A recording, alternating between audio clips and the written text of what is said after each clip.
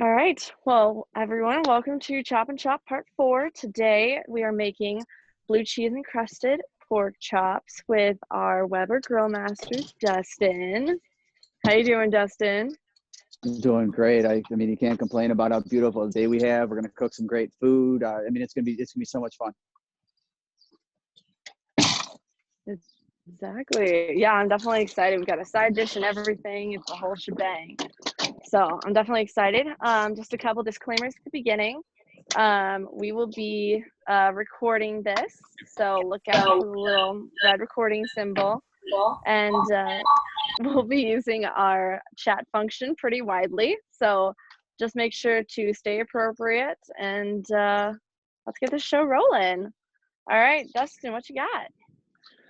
Beautiful. So my name's Dustin Green. I'm the culinary grill master for Weber. Today we're gonna do a boneless pork chop with a blue cheese crust from our friends from Treasure Cave. We're also going to do a black beans and rice. So we got a side dish. We have an entree. You're gonna be full by the time you even finish this meal. So just to kind of give everybody an idea of the flow of what we're going to look at today is I'm going to talk through some of the grill setups, a little bit about preheating. I'm going to move into starting a side dish, and then I'm going to come back to the pork and talk a little bit about some trimming, some marinating and seasoning, cook the pork, and then kind of by the time we get to that point, the side dish should be about ready to finish. And then hopefully in a perfect world, it all comes together and we can put it on the plate at the same time. So if you guys do have questions, throw it in the chat. I will do my best to answer every question I can. If I don't have the answer, I will try to find it for you before we finish today. But please ask as many questions as you can. So here we go. Exactly. We're here to hear from the grill master. You might as well get the best advice. I try. You know what? As many successes as we have, there's quite a few failures in there as well, but it's what you learn from those that make you what you are. So, hopefully we can get everybody to cook a great dish today and learn something. So like I was saying, today we're cooking a Hormel boneless pork chop. We're going to do that with the blue cheese crust. So the first part about with the pork chop is our grill setup. And today I have a gas grill. I have a Summit 670, and then I have our Master Touch kettle. So one's gas, one's charcoal. Ultimately, what I'm looking to do is get to a temperature to cook by. And what I'm looking for is 525 degrees. Right now I'm running about 550, but when we put the cold food on the grill, it's gonna kind of bring that temperature down a little bit. So I always start a little bit higher than we want. With this being a 1.5 inch thick pork chop, it's going to be a direct cook, meaning our flame that runs underneath our grates, all of them are turned on so that the food is going to sit directly on the grate right above that fire. Now for our charcoal grill, the same thing. We're looking at a direct cook, like I was saying, 1.5 inch thick, direct cook. I used our chimney. So what a chimney is it holds our charcoal, in a nice compact area. I use these lighter cubes, which is pretty much like a wickless candle. It's scentless, flavorless, does not impart any flavor into your food. I'll take this chimney, I'll fill it about 2/3 of the way with our charcoal. I set it on top of our lighter cubes as it's burning. And then it's pretty much a built-in timer. So what I want to see coming out of the chimney is nothing. I don't want to see any smoke. I don't want to see any of that charcoal, any of that light gray that's going to come off it. So it pretty much tells me when our charcoal is ready. So the smoke clears, I take a peek over the edge. If I see a little bit of grayish around our briquettes, and that's when I'm going to dump them. So for this, I have our direct zone in back of our grill, and then I kind of put an indirect zone in front. That's only in case I need it. But with this, like I was saying, is we're going to cook direct. So we're going to cook over our food. And in a 1.5 inch thick pork chop is going to be about a 10 to 12 minute cook. We're going to flip it once. And that's kind of, the gist of what we're looking at doing. So, the most important part, though, is getting our grill ready to go. So, we talked about turning the grill on. I like to preheat the grill for about 15 minutes. That gives me the opportunity to burn it off and clean the grates. If you start with a cold grill, your food's going to stick. If you start with a dirty grill, your food's going to stick. So ultimately, you just want to turn it on, let it come up to temperature, clean the grill, and, just be patient. That's the biggest thing, is just be patient and leave the lid down, wait your 15 minutes, and clean it, and you're ready to go. So, that's kind of idea, that the grill should be just kind of waiting for you when you get out to it. So. Exactly. The main goal is so things don't stick, because grills don't taste good on their own. You gotta add the food to it. Oh, you know, and another thing we like to say too is, you know, people say like, oh, There you go. I like the taste of my food on charcoal. Well, if your charcoal's, you're not supposed to taste the charcoal. If you taste in charcoal, it's because you didn't let, you know, the briquettes ash over, and you're getting actually off flavors imparted into your food. So, you know, that's the idea, was once the smoke clears out of your chimney and you wait a couple minutes and the briquettes are ready, you know, charcoal is a cooking medium. It's not a flavor. So that's just another like small point we like to talk to. So, okay, so I'm going to move into actually starting to cook something now. Do we have anybody cooking with us today? Just wondering. It looks like we may have just one. Okay. Hey, there we go. Somebody's Hello to whoever's advantageous. cooking. That's good. So I'm going to start off with our side dish. You know, and our side dish today is a black beans and rice. You know, where I'm going to cook it on my side burner right on the grill. I've already started this. I'm starting the same thing like we were talking about with the grill, is I'm preheating our pan. You know, what we don't want is our food to stick to the pan. So if you start out cold, once you add your oil and it's still cold, everything just kind of sticks, and you don't want that. So what we do is we preheat our pan, and I'm going to move into the next couple steps. So we have our yellow onion. We have our Riceland rice, which is an incredible product. It's gluten-free, sodium-free, cholesterol-free. Cooks in about 15 to 20 minutes. So it's pretty quick. With this one, we're going to do, I'm going to saute our onions. I put a little bit of jalapeno and some garlic in here. You know, I like it to be a little bit spicy, but you know, with the jalapeno, we took out the seeds, and so it's not going to be overly spicy, but it'll have a little bit to it. So what I'm going to do, this pan's been preheating for about 5 minutes. I'm going to put a little bit of oil in the pan. Just kind of let that sit for a minute, or not even a minute, to just kind of to warm up a little bit. What I'm looking for is when we add those onions, I want to hear that sizzle. You know, I want to make sure that they're starting to, you know, not stick to the pan, but also heat up. So we'll just give it a minute. You can kind of tell as the oil heats up, it thins out. So I'm going to add our onions. I hear that sizzle. That's perfect. Now I always have, you know, with recipes like this, I'll saute the onions first, and then I'll add the jalapeno and the garlic. And the reason I don't add them at the same time is that they're not the same size. So if we have an onion that's like a 1/4 inch, you know, dice, which is, you know, fairly small, but then we have a mince on like your garlic and your jalapeno, they're not going to cook at the same time. So I'm going to start out and I'm going to cook the onion a little bit first, and then we'll add the other ones in, you know, as this is cooking. And the other part of it too is when you're sauteing and when you're making, you know, side dishes, is you really want to manage your heat. If I start out on a really high heat, you know, I have a good opportunity to burn these onions or caramelize them more than I want, versus cooking them at like a medium heat and kind of like elongating the cook and just letting them take color gradually versus trying to hit them real hot and fast. So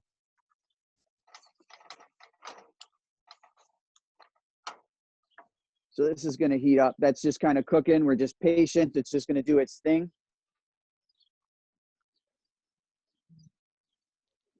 We have a quick question here. They're asking if you saute the jalapenos to bring out the flavor before dicing. I didn't do anything to the jalapenos before dicing. You know, in some recipes, I've actually roasted them on the grill to take the peel off, because, you know, in some higher end restaurants, they actually like to peel tomatoes and peppers and that kind of stuff before they actually use them to cook with. You know, for me, I cut it in half. I cut the top of it off, and I take a spoon and I scrape the seeds. If you want the heat, leave the seeds. You know, there's really 2 ways to tell how hot a jalapeno is. And one is the seeds are going to impart some heat. The other one is there's like some strangulations, like some brownish, like veins you can kind of see running down a jalapeno. If you see a lot of those in like the pepper itself, it's typically a little bit hotter than one that doesn't have those. So that's a way if you're looking for a little bit spicier. But no, for me, I just take it. I'm going to dice it up. I took the seeds out, and we're gonna put it in.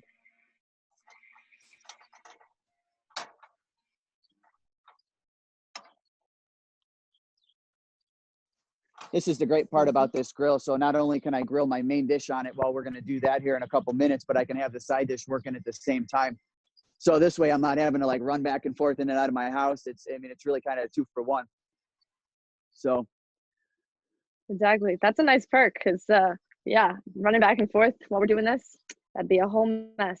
But in case anyone wanted a finished product of the side dish, this is what we're looking at. It is a nice black bean and rice dish. So we're super excited about that. It smells delicious, might I just say.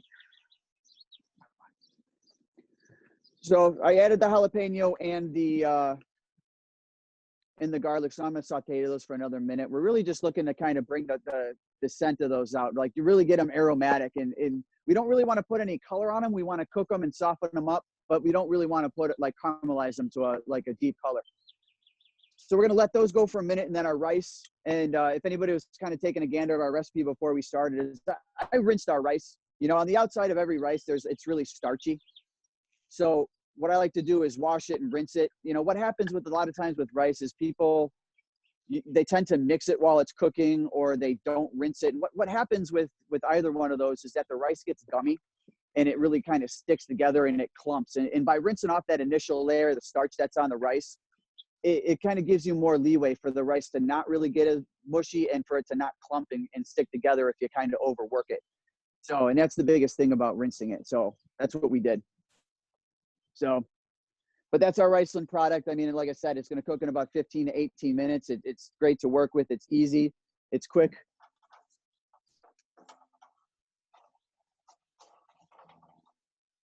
Exactly. And it's gluten-free.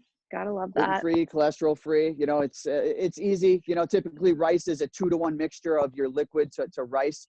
So for this, you know, I started with 2 cups. I'm going to use 4 cups of, you know, for this recipe, we use chicken stock. You know, depending on the side dish that I'm making, like, and this is a great side dish to go with a lot of different meals, but if I was serving it with beef, I might be more prone to use like a beef stock in the recipe versus like a chicken stock. But when I'm using like a white meat or like a chicken or a pork, I'll typically go with the chicken stock in the recipe versus using a beef.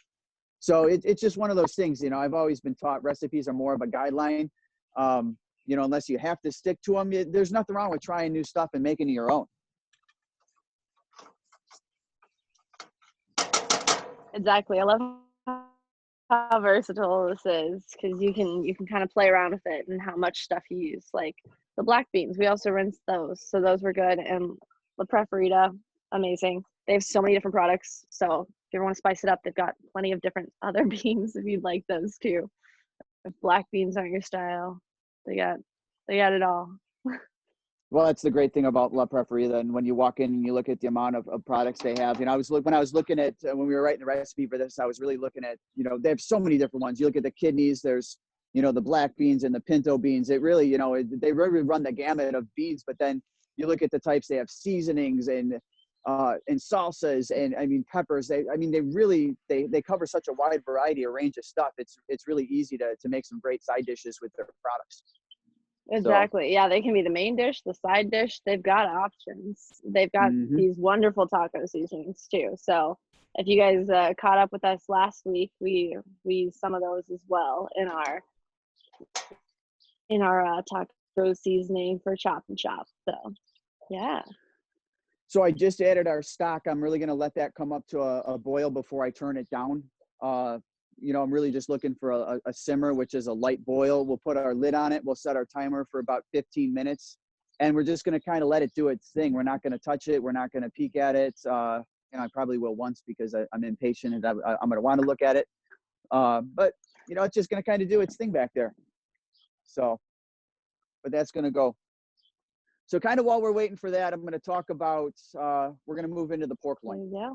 So, you know, today we're working with our good friends from Hormel Pork, which, I mean, it's great. Add your own flavor. You know, it's always tender pork.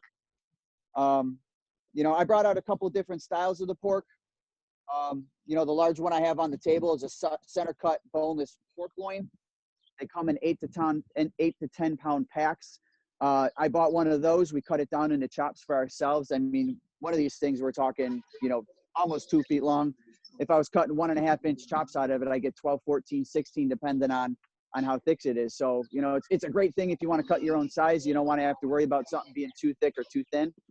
You know, for me, when we were talking, I like to cook by the, we cook by the temperature, but I like to cook a certain thickness because I know how long something's going to take to cook based on that thickness. So it's great for somebody like me that's able to cut their own product. I have these beautiful bone-in pork loin chops as well. The bone's running on the backside. These are running about 3/4 of an inch. These are incredible too. I mean, there's beautiful marbling in these. If I'm looking at pork, a couple of things I'm looking at when I'm in the grocery store, and Hormel's great for such a great fresh product that they have is, one, I'm looking at the marbling, how much of the white, we say how much fat, marbling is ultimately its flavor. It's going to be the tenderness. I'm looking at how much is in the meat itself. I'm looking at the color of it, and then I'm kind of looking to see if I, how, call it buoyancy, but if I stick my finger on it, does it bounce back? And that can kind of tell you also how fresh something is. So, these are incredibly fresh. They got beautiful color, beautiful marbling. With these, I don't really have to do much trimming on them. I really just season them, get up and go, and that's the beautiful part about them. And then we have the boneless, call them center cut boneless pork chops. So comes with a little bit of fat cap on the top. I usually, if there's anything more than about 1/4 inch on there, I like to trim it back a little bit. But that's a personal preference too, because, for me, this is just going to add flavor. But, my kids will look at it and they go, oh, I don't know about that fat. And it's like, that's the best part of it. So I don't know. Everybody's a little bit different. So I'm looking at our side dish. I'm going to put our lid on it now, set our timer. And that's something. And how long are you setting that timer? I'm going to set it for 15. I know in our recipe we put 20, but I always like to kind of say undercut things just a little bit because I just want to take a peek at it. Just if some of this stock cooks down a little bit faster than I want it to, you can always, I could always add a little bit more stock if I need to, if the rice isn't quite finished, but it's one of those things. If I set my timer too long, I might take it too far just from the fact that it might be cooking a little bit faster than I want. So I always go a little bit under. Exactly. Yeah. You can always add more time. Can't take it away. That's the truth. That is the truth. So we're talking about our pork. We talked a little bit about the quality of it, talked a little bit about, trimming it and how you get to this point. And, something I really like to do with pork, and it's such a great meat that it lends its flavor. Flavors are able to fuse with it so well. Like today we're doing the Treasure Cave blue cheese crust, but if you're going to put like some, an Asian flair to it or anything else you want to do, a Greek style, it's just, it lends to everything. But we look at with pork, and you really have two options. It's you marinate it or you brine it. And if you're going to brine it, you're looking at maybe some salt, some sugar, maybe a 4 to 6 hour brine on it. We know salt penetrates meat at a rate of about 1 inch per day. So if these are 1.5 inch chops, and I was looking at doing a brine on these, that, if I had the right percentage of salt to water, I'd be maybe brine them 24 hours, but that would probably be, the max on them. And a marinade's only going to penetrate meat about 1/8 of an inch. So if you're going to do a quick marinade on it, you can go 2 to 4 hours. But, we know from science and studies that are out there, the only thing that penetrates the meat's the salt. So, marinades are great. Brines are just going to add a little bit of flavor. They're going to add to maybe tenderize it a little bit, and they're going to help the meat hold moisture. So just a little nuance if anybody was, thinking about brining their pork chops. There you go. What you drinking there, Dustin? My favorite, Voss Water. It's so smooth. And you can kind of see we have some other flavors out here, the sparklings. I'm looking at a tangerine. We have having a hard time reading today. Lemon cucumber. We have strawberry ginger. We have raspberry rose. And then our last one here, we have a lime mint. So we have a couple different sparklings. We have our still. Voss is just it is a classic. But the great thing about the still is that it lends itself so well that if one of these flavors might not be for you, I could always take my pineapple right here and I could grill it up on the grill. I could drop it into this water and I can fuse my own water. We could a fruit infuser that fits right into this water right here. So I could grill the pineapple, drop it into the water, give it a shake, let it sit for a little bit and kind of do my own flavors. So if you want to do like a watermelon or a strawberry or a pineapple, that's the great part about any of these. And, you know, even with the sparkling too, you know, we have a sparkling that's clear as well, doesn't have flavor. So you can do that too with this one. So. Exactly. Yeah. And all of our gift bags, in case you guys were curious, we are giving away gift bags. They all include that fruit infuser. So you can put it in any of your Voss water bottles and customize the flavors. If you don't like any of those wonderful flavors, I personally love all of them. The lemon one is great. But we have these fruit infusers in our gift bag. So if you're interested in that, email Stephanie at GT Universe and send me your address, and we can send one of those to you. And also, speaking of Voss, did you guys hear about the incredible sweepstakes they're doing right now with Weber? All you got to do is post a photo and tag Voss World, GT Eating, Jewel-Osco, and Weber Grills, and you can be entered to win a Spirit 2 Weber grill. So if yours is getting a little old and ratty or rusty, or you have anything that's not a Weber, you need this grill. So definitely check out the chat function for rules on that, but make sure to take a picture of your finished product. I know that we're all excited to see who's cooking along with us. I'd love to see those pictures. Mm-hmm. So now we're at where we're looking at seasoning these to get them on the grill. I took a little bit of oil. This is just regular olive oil. It's not an extra virgin olive oil. It's just regular olive oil, meaning that this was a hot pressed oil. Extra virgin olive oil is cold pressed, so it doesn't have a real high smoke point, meaning it burns fairly quickly when it's heated. So we like to use an oil that has a little bit higher of a smoke point because we're looking to caramelize this food and add that flavor onto it. So I oil the food, you know, like what we like to say is oil the food, not the grate. You know, I take this oil, and if I'm oiling the grate, it's got to go somewhere. So it's going to run through our grill. It's going to connect down to the bottom. It might start on fire. It might make a mess for you. You know, if you oil your food, it's not making that mess. It's just make things a little bit easier. So, you know, worst comes to worst is I have to clean my cutting board now because I got a little bit of oil on it. And, you know, I don't have to worry about the grill. So. Exactly. Cutting boards are much easier to clean than grills. All you got to do is rinse them off. Or they're like mine, they're disposable. So. Ooh, there you go. But So I season. we make a lot of dishes when we cook. So I got to look for the easy plate somewhere. So I season these up, and this is what I was talking is we cut these to an inch and a half. You know, and I know an inch and a half is a direct cook. We season them with a little bit of salt and pepper. We have our oil on there. Our grill's still running at 550 degrees, which is perfect. So it's good. I cleaned it off a little bit earlier. I'm going to take our chops. We're going to put them right on. I'm going to cook 2. I'm going to set our timer. I'm going to set for 4.5 minutes.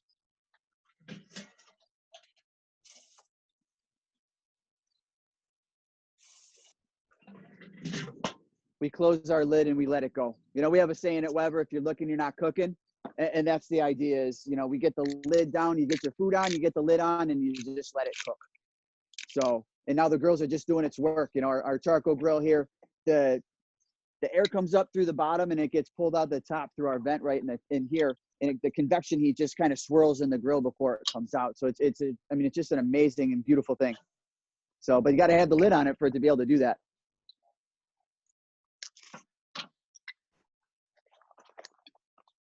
There we go. It's always so tempting to peek. So I definitely like if you're looking, if you're not cooking, it's a good reminder. it helps you, you know, and the other part is setting your timer. It's really easy to cook, but it's really easy also to forget where things are at. And when you're juggling your dishes, you know, fortunately for us today, we're cooking 2 things. We got our side dish and we have our entrees. But if you got, you know, a starch, a vegetable, an entree, you know, if you don't have timers going, you're most likely going to forget something. Exactly. Yeah, because we're doing a side dish and a main dish. It's easy to get distracted. Sorry, I lost you for a minute. but I'm back now. Well, gotta expect at least one technical difficulty. There we go. I tell you. But So there we go. well, we have about 2.5 minutes on these. So we talked about our timer. You know, with pork, people always ask me, well, what temperature should I cook my pork to? You know, for me, I like to eat it, and it's a personal thing. I like the medium to medium well doneness. Some people say I got to have it well done. You know, however you like, it's really up to you. For me, I like when I take it off at 135, 140 degrees, I allow for that carryover, you know, and that's that part where we take it off the grill where it's still retaining its heat and it's still going to cook. So we got to allow for that. If you cook something to 155, 160 degrees, well, it's already well done when you take it off. It's going to be more well done when you go to eat it. So. Exactly. So we're letting it sit for a minute or two after it's grilling. Typically with a carryover No? on direct cooks, I like to say we like to say 5 minutes. You know, if we're cooking a steak or a chop or a chicken breast, we've found, you know, we've done a lot of testing, you know, cooking on a lot of these different grills, but we found at about 5 minutes when you take a steak off the grill that it plateaus in the temperature before it starts to kind of come back down. So if you're ready to hit it like right where it's ready to start going down in temperature, 5 minutes is that number. So There you go. Gotta love science. You know what? I've Ooh, learned so much by cooking on these grills and following science, but I tell people I'm not the smartest person in the world. I know how to cook, but science really kind of takes me by surprise because I'm not that great with it. So There you like go. we were saying, you know, I was saying, you know, we had our grill at 550. It's going to come down a little bit. We're running about 530 right now. So we're only, you know, we're right in that 525 range that we were looking at. So, you know, you can kind of see how much it came down. The more food you put on the grill, the more that temperature is going to drop. So if I load this up, if I put like 20 of these chops on here, the airflow in the grill is going to be, you know, it's going to be working harder to get back up to temp. So it will get down a little bit lower. So, you know, load size does affect, you know, how temperature. Good to know. It's the little things, you know, the more we can do to get people to be successful and confident in grilling, the better it is. Exactly. I mean, I already feel more confident, and this is my 5th time grilling now. So far, so good. You did pretty solid with that game hen last week. I was pretty impressed. Yeah. The second round was a little iffy, but the first round, picture perfect. As long as you learn something, that's all that matters. There you go. That's the whole point of this fun chop and chop series.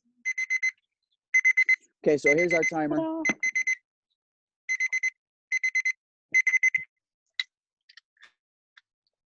So what I'm looking to do now is I'm going to flip these. If our grill wasn't preheated, they would stick. We preheated our grill properly, they're not going to stick. The other part that I like to talk about is when I'm going to flip these, I want to flip them to a part of the grill that doesn't have food on it. So, you know, you can see our grill marks right here. I don't know how well you can see that. You know, we got a beautiful grill mark on there. I'm going to take it from the spot it was at, and I'm going to go next to it. Because we've taken the energy out of that grate from where it was cooking. So by putting it in a new spot, we're kind of starting fresh with a nice preheated grate that's going to get that caramelization that we're looking for. So I flip them and we're going to set our timer again.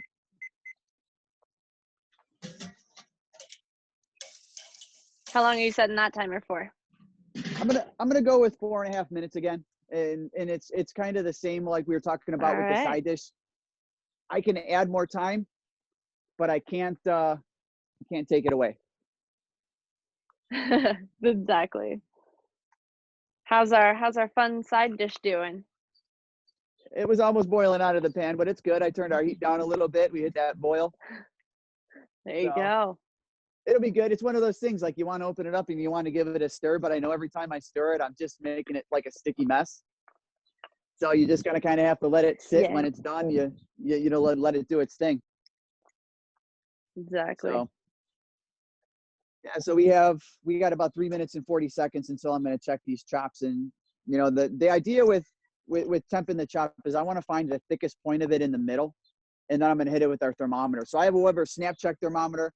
I also have, you know, on the table we have another thermometer. It's an instant read, and you really kind of can't go wrong with either one of them. You want to find something that's going to register a temperature for you fairly quickly, so that you don't have to, you know, one, keep the grill open too much and keep your you know, the thermometer over it.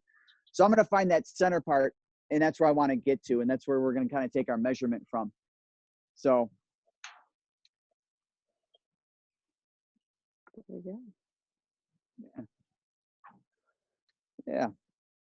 So I brought out a couple other things today too, you know, that we were looking at doing, you know, with pork, with the Hormel pork being so versatile. And we were talking about it like with our pineapple and that kind of stuff. But, you know, anytime you can use a grill, like you know, to add flavor to things, it just, the caramelization that it adds to things is just another layer of flavor to help promote the food and just make it that much better.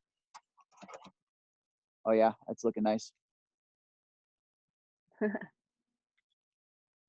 There you go. Yeah, it's awesome how many things you can pair with this. Like I would have never expected for Treasure Cave blue cheese to be on top of these, but it was amazing last year and it's amazing tonight. It's so good. So I'm really excited for our viewers to try it. Well, we always say when you start with quality products, you know, we got quality meat, we got quality blue cheese, quality rice, all of these, use a quality grill. You get quality instruction, and I hope people are learning a little bit. You're going to create a quality product. I mean, and Treasure Cave's another one of those. It's America's #1 blue cheese. It's made by our friends north of the border in Wisconsin. The rich and creamy texture, it adds that it takes this pork and it just makes it next level. I mean, and that's what you're looking to do. Pork is good on its own. It's solid. You take blue cheese and you add this to it, it just goes that much better. So. Exactly. It's next level. That's what we're looking for. I mean, you're always looking, as a chef and as a person that does a lot of cooking, you're always looking to wow your guest. And, you know, pork chops and good quality cooked meat, a lot of times will wow people and they go, that's good.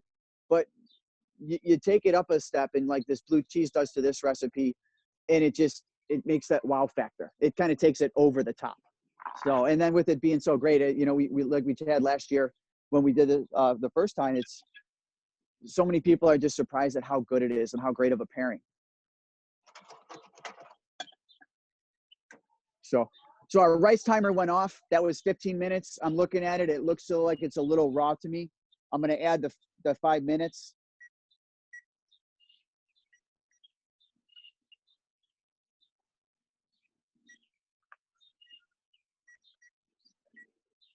When I kind of shook the pan, I can kind of see that the rice kind of slid back and forth a little bit. So I can see that there's still a little bit of moisture in it.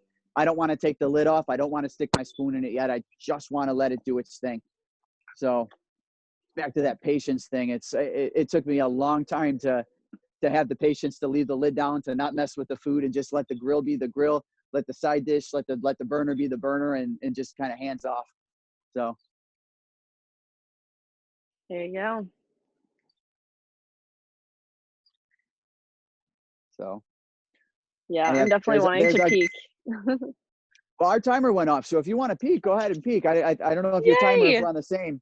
So I'm going to take a peek now.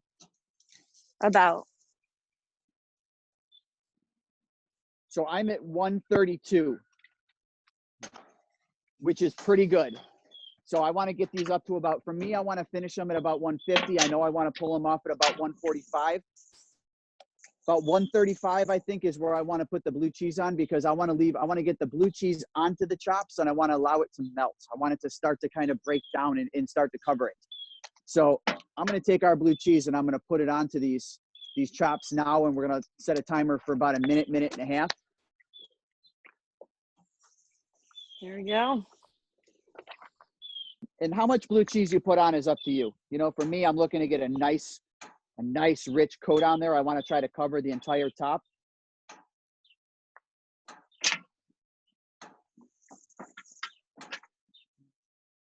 And then we're going to close our lid again. I am going to check the temp on our gas grill as well, or our charcoal grill as well, just to double check these.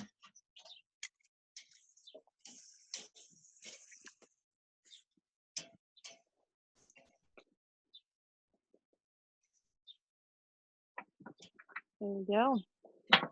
I love the way that just crumbles. It's very easy to put on there. Oh, it's super easy. Super easy. So I'm at about 120 on those ones. I'm going to set our timer for 1 minute and 15 seconds. That'll be to get our charcoal grill pork chops finished. and that'll be to finish the melting of the blue cheese on our gas grill. There we go.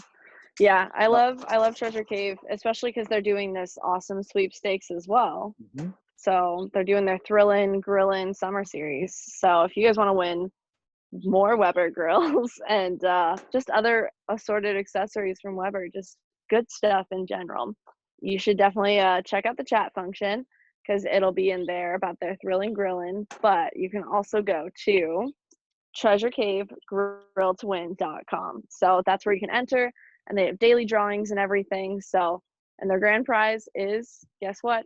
A Weber grill. That's awesome. Who doesn't need a Weber grill?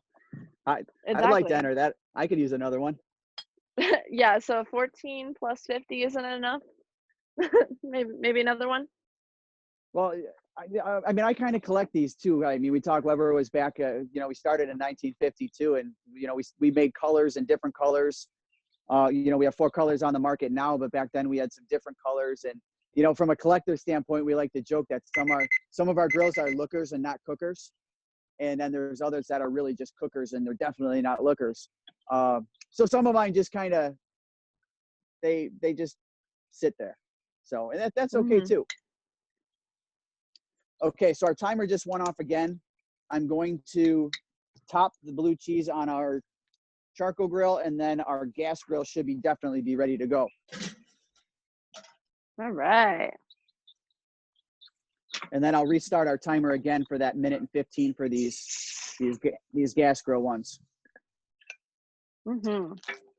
Yeah, this cheese looks so good. It's melting so nicely on these. Oh, it's beautiful. It's beautiful. We have a question regarding the charcoal grill. Should you move the pork to an indirect area of the grill before putting the cheese on it? It really, to answer the question, you can if depending on the temperature that your pork is at when you're putting the blue cheese on it. I know from cooking a lot that with the 1.5 inch thickness that I can go straight direct the whole time. I just kind of take a 1.5 minutes off the backside of the cook, knowing that I'm going to put the cheese on it. It's kind of like cooking a hamburger. As we know, it's an 8 to 10 minute cook. So if I set a timer for, say, 4 minutes or so, or 5 minutes to flip it, I'll set the timer then for 3.5 minutes on the other side to allow me to melt the cheese on it, on the backside of it. So you kind of take a little bit off of the flip side of the cook to allow for it to keep cooking while the cheese on it. So it really depends on how you like to cook. So I'm sure you can kind of see that's what mine look like. So ooh, there you go. They're beautiful. I mean, they're literally beautiful. I got a beautiful layer of caramelization on the pork chops. So we got a beautiful layer of cheese. I have a piece of aluminum foil that I'm going to take, and I'm just going to kind of loosely set this on these chops. And I always say loosely, I want to make sure that the air can kind of escape from the sides, because we want that carryover to keep going. But if I don't allow the air to get out, at least we're pretty much still cooking it by totally enclosing it in there. So exactly. Give that before I sent mine, here's mine. How are we looking? You look good. Hey, you look real there good. we go. Ta-da! So our timer then just went off on our side dish. So I'm going to take a peek at this one. Now I'm actually going to open the lid. Yeah, our rice is done. So beautiful. So we went about 20 minutes on this rice.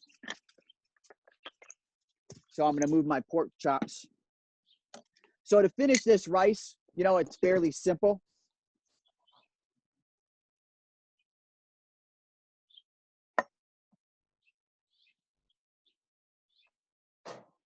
So we have our La Preferida, our black beans. Same thing like our rice. I wanted to rinse these beans.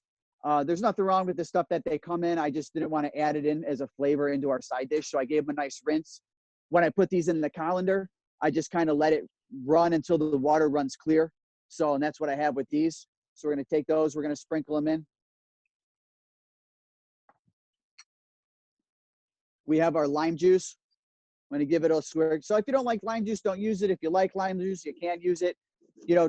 citrus juice, when you're adding it to any recipe, it's kind of like a natural flavor enhancer. You know, a lot of chefs, if they're making soups and sauces, as they get to the end, you always say taste it, to taste, you know, with your salt and pepper. Well, lime and lemon are kind of the same way. You kind of put them in to add that natural flavor, but also to enhance the natural flavors of other food. So we're going to give that a squeeze all the way around. Yeah. And then we have our salt and pepper. So I always say with a lot of my recipes, I say to taste, because you never know how much salt and pepper people like. Some people like it, some people don't like it. You know, but it gives you that option to kind of taste it for your own. So Exactly. So that's what we have. And now I'm just going to gently, what we say is fold. So I'm going to come up through the bottom and I'm just going to fold the rice over.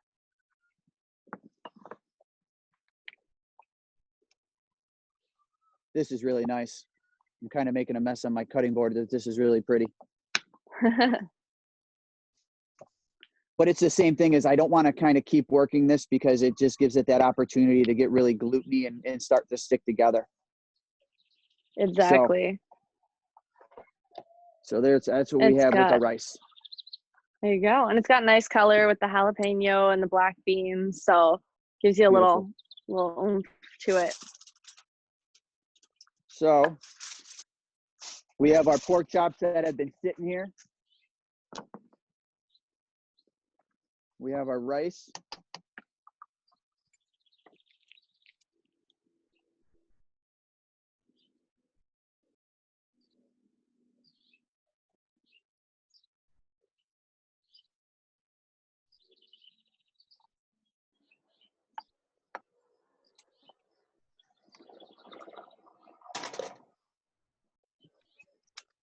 And I don't want to forget about our other ones that are still melting.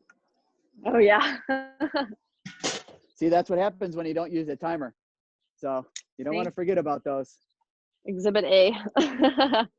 Well, it happens to the best of us. So, but that's There what we you have. It's a go. beautiful plate. You know, we have our two beautifully boneless, blue cheese crusted boneless pork chops. We have our black beans and rice. And, you know, that's a solid dinner right there, if you ask me. Yeah, So, I'm super excited. So if anyone else is cooking at home, show us what you've made, because yeah, plating's half the fun, honestly. well, the plating, I mean, I could fancy this thing up and We got some do them like that. parsley. Kind of stack them up real nice. We got a little bit of our natural jus that came out of the pork chops kind of sitting in front. And you definitely don't want to lose that because that is so much extra beautiful flavor that goes with this dish. Exactly. So, you know, I even have our chopped parsley. And now it's plated. It's fancy. So we did our little shingle. We got our starch in the back. You know, if I had a veg, I would kind of lean it in the side over there too. But I don't know. That's a restaurant quality plate right there. Kudos to the chef. That looks awesome. Yay. Awesome. And then Jess, we had one person cooking along with us, right? They were. They were. We went too fast. But a lot of people mentioned that they would be making this recipe for dinner and very soon. And then someone also mentioned that the eating part is their favorite part. So True. I agree. Same here. This stuff looks so good. I'm so excited. But yeah, it's super easy to make. Like, the pork doesn't take very long. The side dish you can kind of leave on its own after a little bit. So very easy, very low key, and the flavor is immaculate, might I just say. All these flavors, I mean, they all blend so well together. I mean, I'm licking my chops right now. I kind of want to go grab my fork and my knife and just dig in. I think it might be time. It is. But does anyone else have any questions, comments for the chefs? Questions about the recipe, about Weber? Anything fun? Someone's requesting for you guys to take a bite. I don't have a fork, but I'll I was just thinking the same thing. caveman it. I was like, and it brings out, I'll caveman it. I'll just do it by hand. That's what I'm gonna do. I got All right. tongs.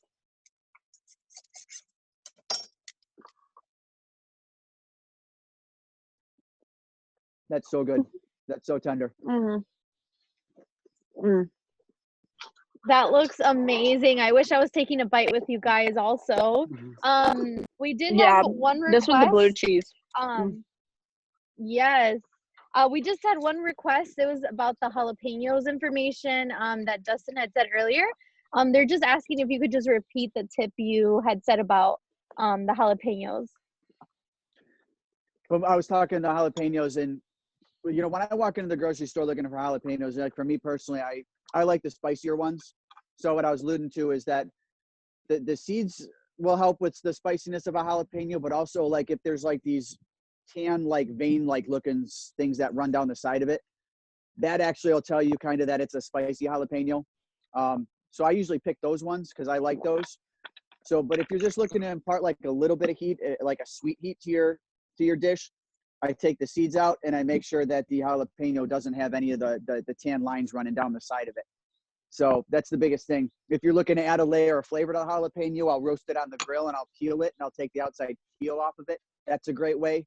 But like for this instance, we just sauteed it, we cut it up and we just sauteed it. So, I mean, there's a lot of great ways to add flavor with jalapenos. It just really depends on what level of heat you're looking to add. And you know what we know about jalapenos is they're kind of like the beginning of the scale of Scoville units, meaning by the measurement of heat of how hot they're going to be. So if you're looking to kind of start to get into heat and into peppers, then jalapeno is where you kind of start.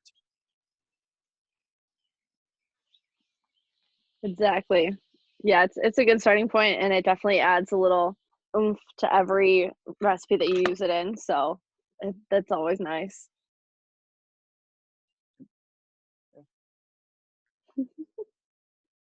Even the flies want my food. Now I'm ready. All right. Means you got to run inside. Yeah, I was like, these are ready to go. I'm like, I'm ready. I need a fork. That's what my next step is. Get a fork. Awesome. Well, thank you everyone for joining us for Chop and Shop. Yeah, I think that's going to be the next method. But thanks for joining us for Chop and Shop. We've got 2 left. We've got one tomorrow at 5 to 6 p.m. and then on the 18th, Dad's Day. So Thursday we'll be talking about Father's Day accessories. You can get them if you're a last minute gift giver. That's going to be the one for you.